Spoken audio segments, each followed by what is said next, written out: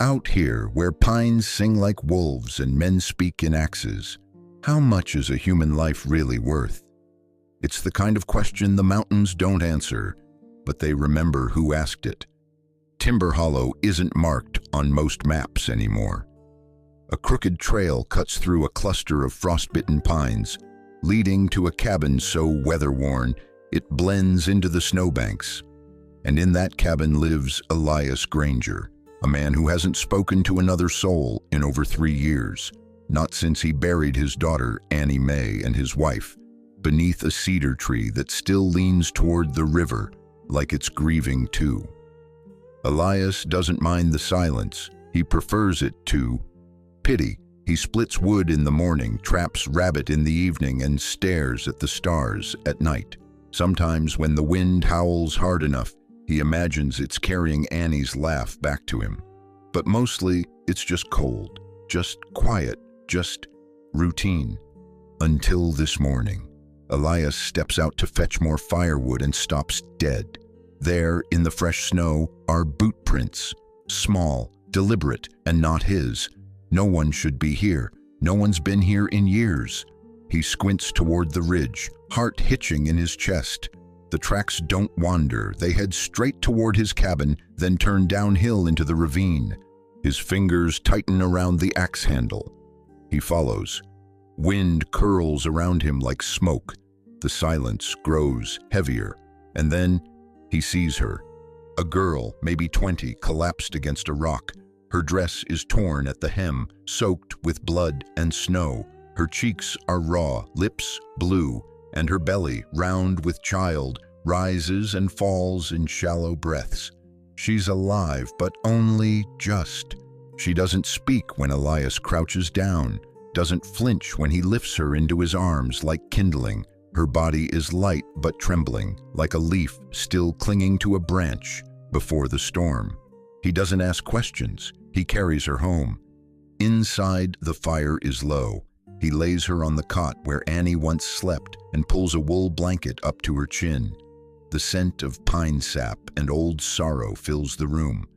For a moment, he stares at her face, white as birch bark, lashes trembling like they're still running. Then something strange happens.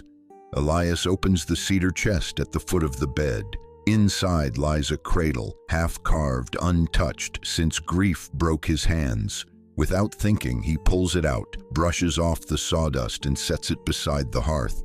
He hasn't even asked her name. But the cradle's back in the firelight. Outside, a rifle cracks across the valley, distant but sharp. The wind carries it like a warning. And somewhere deep inside him, Elias Granger knows. This winter just changed everything. Chains in the cattle yard. A week earlier and 100 miles southeast, the air smelled of manure, coal smoke, and desperation. The Red Fork Junction cattle yard was no place for mercy. Men shouted, bets were made, and lives, human or beast, were bartered like sacks of grain. In the farthest corner, behind a half-collapsed pen, stood Clara Monroe. Shackled by the wrists to an old buckboard wagon, she looked more like an outlaw than the victim she truly was. 7 months pregnant, lips cracked, eyes that had cried until nothing came out but silence. Her brother, Morgan Monroe, leaned against a post nearby. Whiskey sweat stained his collar, and his boots were too clean for a man who claimed to work stock. He didn't glance at Clara, not even once. He was too busy negotiating with Silas Hodge, a bounty hunter turned livestock trader known for dealing in the unspoken economy of the West. Humans. She's strong, Morgan said. Carries water like a mule, don't talk unless asked. 7 months in, but the kid'll come clean. You won't get a better price this side of Helena. Silas looked her over like she was cattle, not kin. She run? Morgan shrugged. Tried once. I broke her spirit. Clara's hands trembled against the chains, but her eyes burned with something stronger than fear. That morning she'd whispered to her unborn child, promised them she wouldn't let the world own them too. Not like this. She waited until Morgan stepped aside to spit, and Silas looked down to thumb his coin pouch. Then she ran, no scream, just snow spraying behind her boots, chains clanking as she bolted across the pen, past startled ranchers and toward the timberline beyond the stockyard. A deputy standing at the edge of the crowd saw it all. Nolan Vance wasn't the sort to interfere much. He kept records, wrote reports, he followed orders. But as Clara ran, something twisted in him, a memory maybe of his own sister back in Virginia, sold off in marriage to pay debts she didn't make. He didn't raise a shout, didn't chase. He just watched her vanish into the trees and marked the time in his logbook, pretending he hadn't seen anything at all. Behind him, Silas shouted for his men. By sundown, Clara was hunted like game, but she knew the wild better than they did. Her father had taught her how to read moss, how to find streams under snow, how to move without snapping twigs. Still, her body was heavy now, not just from the baby, but from betrayal. By nightfall, the chains were gone, cut with a broken horseshoe she'd found at the edge of the rail line. But her feet were bloodied, her belly ached, and the cold wrapped itself around her like a noose. She didn't know where she was going, just away. And miles north, a lonely man named Elias Granger was about to find the reason he'd kept a fire lit through all those winters. A cabin lit for strangers. The storm rolled in as dusk fell, wind thick with sleet, as if the sky itself wanted to keep strangers out. Elias Granger didn't care for guests, not since the fever, not since the grave markers he carved by hand one cold afternoon under the pine tree his daughter used to climb. He'd sealed his grief behind timber and frost, and the forest had respected that silence. No one came. No one dared. Until now, Clara's breathing was shallow as he carried her into the warmth. Her skin was burning under the chill, fever rising fast, sweat on her brow even as the outside world froze. Elias laid her on the cot and stoked the fire with quiet urgency. No words, no fuss, just action, the kind only years of solitude can teach. He boiled water, steeped dried willow bark, then unwrapped the shawl tangled around her swollen belly. Purple bruises bloomed across her side like frostbite, some old, some new. She didn't stir until morning. When her eyes blinked open, she flinched. "Easy," Elias said, voice low like pine wood splitting. "Ain't no harm comin' for you here." She tried to sit up, but winced. He handed her a tin mug with a little broth. She hesitated, then took it. "My name's Clara," she whispered as if unsure whether it mattered anymore. He nodded. "Elias." Nothing more needed saying, except for the silence that hung between them, the kind that wasn't awkward, but reverent, like two souls who had bled in different ways but found themselves in the same clearing. Later that day, Elias stepped outside and stared at the cradle leaning against the hearth. It had been meant for his daughter's second child. Annie Mae was only 6 when the fever came, too young to understand what it meant when her mother coughed red into her apron, too young to know why Papa stopped singing at supper. Elias never burned the cradle, couldn't bring himself to finish it either. He'd left it as it was, half carved, half forgotten. Now he brought it into the light again. He began to plane the edges, smoothing the grain with quiet care. He added a curved handle, engraved the side with the shape of a pine branch, just like the ones outside her window. Clara watched from the bed, tears streaking her face not from pain but from something rarer, recognition. No one had made anything for her since her mother died. No one had treated her body as something sacred since Samuel, the railroad carpenter who'd held her hand during that brief spring when love still felt possible. He was gone now, buried under gravel and timbers. But here was a man who barely spoke, building a cradle before he even knew her last name. She asked him once, "Why?" Elias paused, then said, "Ain't for you. Ain't for me either." It's for the one who's coming. Can't choose where she lands, but maybe she can choose how she rises. Outside, snow fell heavy. Inside, a fire burned like memory, and something even warmer. Echoes of old wounds. By the third day, Clara could walk again. Slow, careful steps across the creaky floorboards of Elias's cabin. She ran her fingers along the mantel, stopping at a wooden frame caked with dust. Inside was a faded sketch of a little girl, smiling wide, a ribbon in her hair, 2 missing teeth. The name Ellie was carved beneath it in uneven, deliberate strokes. Clara turned. "Your daughter." Elias nodded. His hands didn't stop carving. She looked happy. "She was," he said softly, as though saying the word stirred something too old to touch. "Until she wasn't." Clara didn't press, but he spoke anyway, as if her presence broke open a gate inside him that had stayed locked too long. "It was the cholera," he murmured, eyes still on the cradle. "Took her mama first. I tried to keep the girl safe, boiled every drop of water, washed her clothes in vinegar, but her little lungs gave out anyway. Same day the fever broke." He paused, knife trembling in his calloused grip. "I buried them side by side, built this place with my own hands so no one else could take anything from me again." The words hung in the room like the smell of pine pitch, sharp and slow-burning. Clara sat on the edge of the cot, her hands on her stomach.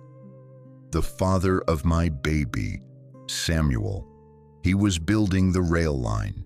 They had no doctors, no brakes. He caught a beam to the ribs, said he'd walk it off. 2 days later, he was spitting blood." She looked down. "They buried him in a shallow grave outside a tent town. I didn't even get to say goodbye." Elias looked up at her then, not with pity, but something stronger, a knowing. Grief has a way of recognizing itself. That night, as the wind howled and rattled the shutters, they shared a stew of venison and potatoes. Clara told him about Morgan, how her brother had sold her for debt like she was a mule. She described the auction pen, the smell of blood and fear, and the moment she decided she'd rather freeze to death in the trees than give her baby to men like Silas Hodge. Elias listened without interruption. When she was done, he reached into the drawer and handed her a pouch of herbal salve. "Your side's still bruised," he said. "This might help." It wasn't the words that made her cry. It was the way he handed it to her, like she mattered, like she was human. The forest outside groaned with cold, but inside the cabin the warmth felt different now. Not just fire, but understanding. They didn't know it yet, but their losses weren't just wounds. They were roots, the kind that hold fast when storms come. And far away in the dark, Silas Hodge was still tracking Clara's trail, but he wasn't the only one. The wolf at the door. Trouble was never loud in the Wild West. It arrived quietly, like a rustle in the brush or a shadow just out of reach. Silas Hodge understood that better than most. By the time he reached the edge of Timber Hollow, his boots were crusted in snow and his patience had thinned to a knife's edge. He wasn't just chasing Clara for the money, though the ranch consortium backing him would pay well if he delivered. No. For men like Silas, it wasn't about the girl, it was about control, about making sure no one ran from a debt, whether it was coin or blood.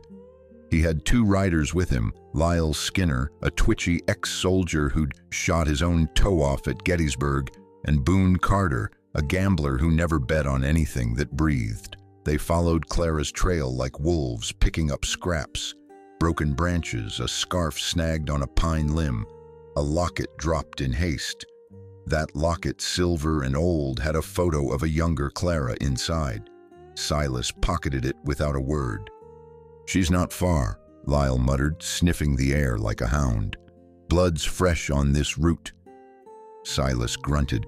"She's with someone now. Ain't no way she'd survive this long alone." Back at the cabin, Elias had already seen the signs: hoofprints by the frozen stream, a torn glove half buried near the ridge. He didn't panic. He simply began preparing the way men like him always did. Quiet, methodical, and unforgiving.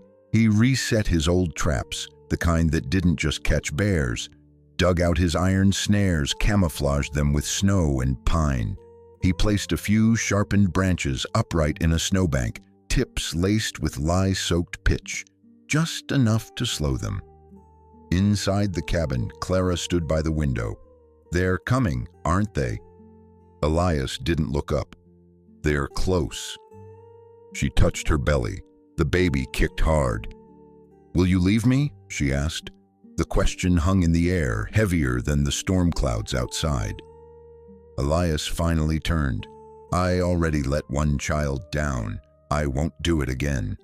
Meanwhile, down in Red Fork Junction, Deputy Nolan Vance was rereading a newspaper article about the new Anti-Peonage Act, fresh from Washington, aimed at ending forced labor and servitude across the expanding frontier. He thought about the girl who ran, about the man who bought her, about his own cowardice. He packed his gear, saddled his mule, and rode north, following the same trail as Silas. Only this time the law rode with its eyes open. Back on the ridge, night fell fast. Elias lit one lantern and sat beside the fire, his rifle leaning against the hearth. Clara couldn't sleep. Neither could he. Somewhere in the black forest beyond, a twig snapped. The wolf had arrived, and Elias Granger would be the mountain it had to cross. Flight to Widow Gray. Morning cracked open with silence. No birds, no wind, just a tension that thickened the air like sap in the sun. Elias woke before the light touched the window. He had barely slept. Clara was curled beside the fire, arms wrapped around her belly, lips whispering lullabies to a child not yet born. She opened her eyes as he packed the saddlebag with dried meat, a water skin, and the small pouch of herbs he'd been saving since the previous winter. "We have to move," he said without looking at her. "They're too close now." Clara sat up. "Where will we go?" "To someone I trust," Elias replied. "Past the river gorge, through Widow's Hollow. Her name's Hazel Gray, used to be a healer. They say she once delivered twins with just a knife and a prayer." He paused. "And if the baby comes early, we'll need her."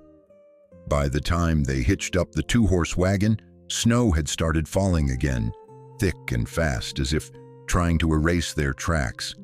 Clara wrapped herself in Elias's old coat, the sleeves too long, the scent of pine smoke still clinging to the wool. Her breath came in sharp gasps.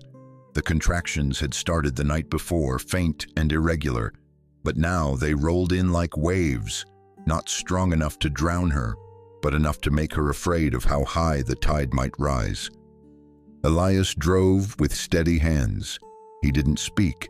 Every crack of the reins was a prayer disguised as movement. By mid-morning, they reached the bend in the river. There, waiting in a makeshift shelter of cedar poles and oiled cloth, was a familiar face. Bao Shen had once cooked for the railroad crews up north. His wife died in childbirth, alone in a logging camp where no one spoke her language. Bao had tried to bury her himself, but was accused of stealing supplies and nearly hanged by a mob in Elk Pass. Elias had stopped the rope from tightening that day. Never said a word, just cut the noose and walked away. Bao had never forgotten. Now he stood with a bundle of dried herbs, his face calm, eyes scanning Clara with practiced wisdom. "Too soon," he said, "but not impossible." They continued together. The wagon rattled through narrow passes and steep slopes, the wheels bucking against ice and loose stones. Elias's hands were bleeding from the reins. Clara clutched her belly, her teeth pressed so hard she bit her tongue raw. By the time they reached Widow Gray's cottage, dusk was swallowing the trees. The sky bruised purple. A nor'easter was crawling over the ridge, its winds shrieking through the gorge like angry ghosts. Hazel Gray opened the door before they knocked. White hair braided back, arms folded over a thick shawl, she looked like a storm herself. Older than she should be, tougher than she had any right to be. "She's in labor," Elias said. Hazel nodded once. "Then let's keep her alive." And just behind them, down in the ravine, a flake of snow was crushed beneath a boot that didn't belong to any of them. Silas had found the trail. Stormborn. The nor'easter hit just after nightfall. Wind screamed through the pines like a warning passed down from the mountains themselves. Snow flew sideways, thick and furious, as if the world had chosen to blind itself to what was about to happen. Inside Widow Gray's stone cottage, time became something else. Measured not in hours or minutes, but in heartbeats, contractions, and the silent countdown of approaching danger. Clara's screams began low, almost like prayers, but soon rose, cutting through the storm like a blade. Her fingers clutched the bedsheets, sweat streaking her brow. Hazel worked without flinching, her hands moving with the certainty of a woman who had faced death and bargained with it more than once. "She's not ready," she muttered to herself, but her eyes stayed locked on Clara's, unwavering. Elias stood at the window watching the ridge. He could feel them out there, not just the storm, but the men, Silas Hodge and his riders. He knew how men like that moved, slow and quiet in weather like this, using the wind to cover the sound of their boots. The firelight behind him made him an easy target, so he stepped away from the window, eyes narrowing. "They'll come tonight," he said. Bao Shen nodded, pulling something from his satchel, a small black keg sealed tight with wax. Powder, railroad grade. Not much, but enough. He and Elias moved quickly, dragging it through the snow-choked gully behind the cottage. They placed it under the old wooden bridge that crossed the frozen creek, a single path the riders would have to take. Bao ran a line of fuse up to the snowbank, hidden under brush. Then he looked at Elias and said, "You sure? If they cross that bridge, I'm not sure anything else will matter." Back inside, Clara was losing strength. The baby wasn't coming fast, but it was coming hard. Each contraction twisted her body like a rope being pulled too tight. Her breath hitched, her vision blurred. "I can't," she gasped. "I can't do this." Hazel's voice cracked through the pain like iron. "You already are." A knock shook the door, not a friendly one. Elias raised his rifle. Bao stood behind him, knife in hand. And then, to everyone's shock, it wasn't Silas who stepped inside. It was Deputy Nolan Vance. He was soaked, shivering, but his badge glinted in the firelight. "They're behind me," he said. "I came to warn you." Elias didn't lower the gun. "Why now?" Vance looked at Clara, eyes full of something that wasn't guilt anymore, but resolve. "Because I didn't stop them last time. I won't make that mistake again."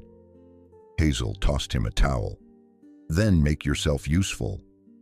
Outside, horses circled like vultures. Silas was patient. He knew how storms worked. They wore people down. Inside, another scream tore from Clara's lungs. The baby was crowning. Hazel's hands were red to the wrist. Bao boiled water. Elias stood guard at the door, every sense stretched tight as wire. And then silence, followed by the thin, high cry of new life. The baby was here. A girl. She blinked up at Clara with eyes still glazed in birth, her tiny fist wrapping around the locket her mother had kept through chains, frost, and fear. They named her Hope. And outside the window the storm paused, as if even the wind understood that something sacred had just entered the world. But Silas Hodge didn't pause. He was already stepping onto the bridge. Showdown at Cold Creek Bridge. Morning arrived not with sunlight, but with steel. The storm had passed. leaving a strange stillness in its wake. Pine boughs sagged under fresh snow, and the creek beneath Cold Creek Bridge crackled with slow-moving ice. But the real tension lived in the air, thick, electric, coiled like a snake waiting to strike. Silas Hodge sat on horseback at the edge of the bridge, flanked by Lyle and Boone. His face was wind-burned, lips cracked, but his eyes, those stayed sharp, focused. He had tracked Clara this far, lost men along the way, and now he could feel her just across that frozen pass, hidden inside that stone cottage.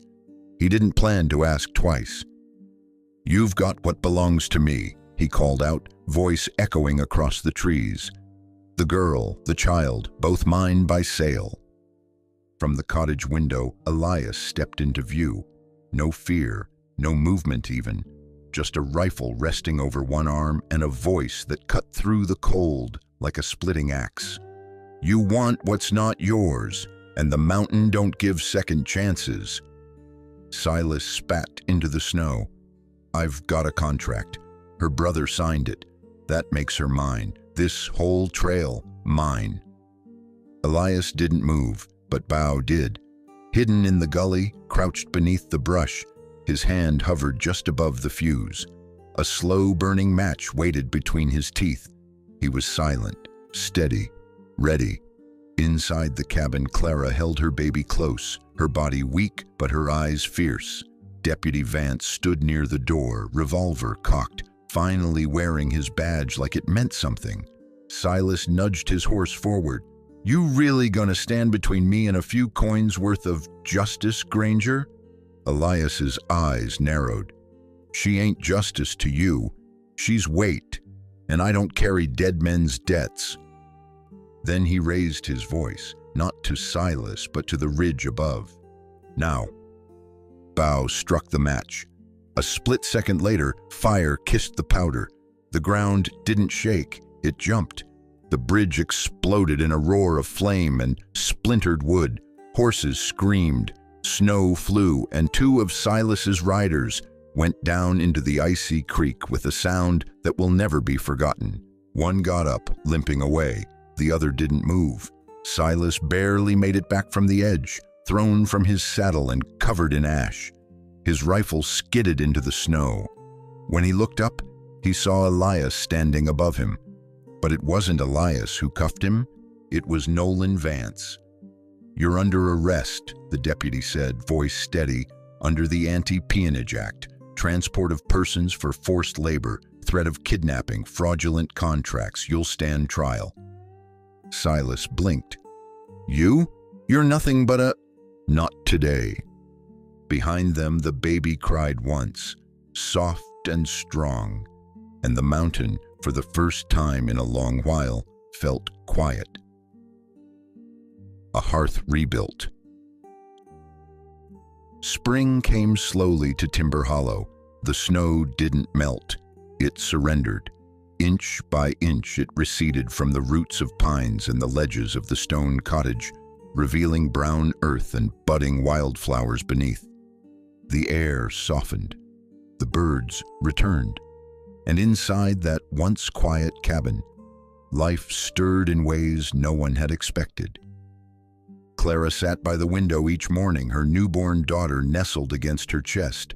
She named her Hope, not just for survival, but for what this child had rewritten. Hope had not just come into the world, she had shifted it. In her tiny heartbeat was the sound of second chances. Elias Granger added a second window to the cabin. He didn't say why, but everyone knew. Light belonged in a house again. He built a rocking chair from scratch, oiling each slat of wood until it shined like polished amber. Then he returned to the cradle and added a final touch, a carved pine branch curling around the rim where little hands might one day trace it. Bao Shen remained, tending a small herb patch near the edge of the porch. He planted Sichuan mint, ginger root, and mountain chrysanthemum in neat rows, blending Chinese wisdom with frontier necessity. Clara helped him in the afternoons when the baby slept. Under his quiet guidance, she began to learn the healing arts, how to brew teas that soothed, bind herbs that sealed wounds, and recognize the plants that whispered either cure or curse. Widow Hazel Gray didn't leave either. She claimed her bones were too old to bother returning to Widow's Hollow, but everyone knew better. She was teaching Clara, slowly, stubbornly, passing down knowledge no book could hold. And every Sunday, like clockwork, Deputy Nolan Vance rode up the trail. He brought books for Clara, newspapers for Elias, and sugar for Bow's tea. He never asked for anything in return, but he always lingered near the porch just long enough to hear Hope laugh. The old locket, once a symbol of ownership and escape, now hung around Hope's neck as she lay swaddled in the cradle. But the back had been changed. Elias had used his wood-etching blade to scratch in one word, careful and deep. Free. The town of Red Fork Junction never spoke Silas Hodges' name again. The judge sentenced him to 10 years hard labor under federal law, and Morgan Monroe, Clara's brother, was run out of town by the very men who once drank with him. But here, in this hidden part of Montana, far from the train whistles and cattle yards, something else had grown. A home. A family not made by blood, but by choice. And as Elias sat each evening whittling new toys for Hope, tiny wooden foxes, carved teething rings, a duck on wheels, he looked up sometimes and smiled, not because the past had disappeared, but because it no longer held him captive. The hearth burned steady, and for the first time in years, so did he. Embers that never die. Twilight in Timber Hollow didn't come quickly. It unfolded like a secret. The light dipped behind the mountains in slow motion, painting the sky in soft gold and ash blue streaks. Pine shadows stretched long over the porch, and the air carried the scent of cedar smoke and wild mint from Bow's garden. Inside the cabin, little Hope cooed softly, her fists curled like sleepy stars against her mother's chest. Elias Granger stood just beyond the doorframe, axe in hand, not for protection this time, but for rhythm. He split wood slowly now, not with urgency, but with a kind of reverence. Each stroke echoed through the clearing like a heartbeat, steady, grounded. Behind him, the world had changed. The forest, once a place he used to hide from grief, had become a shelter again, not a wall, but a welcome. He was no longer the lonely lumberjack of Timber Hollow. He was something else now, something older than loss and stronger than silence. Family. He'd never asked for it, never thought he deserved it. But somehow, through the snow and the blood, through pain and fire, it had found him again. One night, not long after Clara had begun helping Widow Gray with her midwife duties, Elias stepped out into the clearing with Hope in his arms. She looked up at him, wide-eyed, her tiny hand clutching his flannel shirt like it was the only truth in the world. He spoke, not to her, but through her. "The frontier don't end at the Rockies," he said, voice just above a whisper. "It ends where men stop choosing mercy." And mercy, he now believed, wasn't softness, it was strength.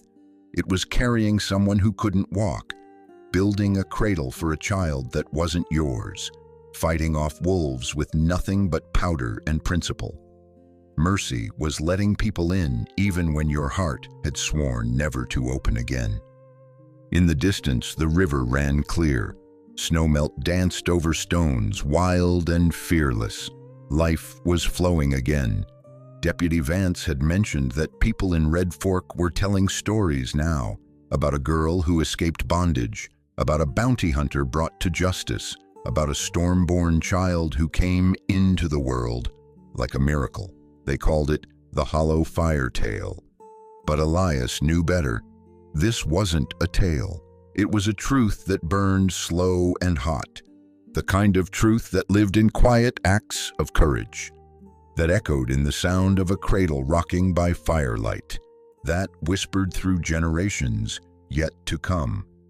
So if you ever hear someone speak of a lonely lumberjack who saved a pregnant girl, remember, it wasn't just what she gave him that changed everything. It was what she awakened.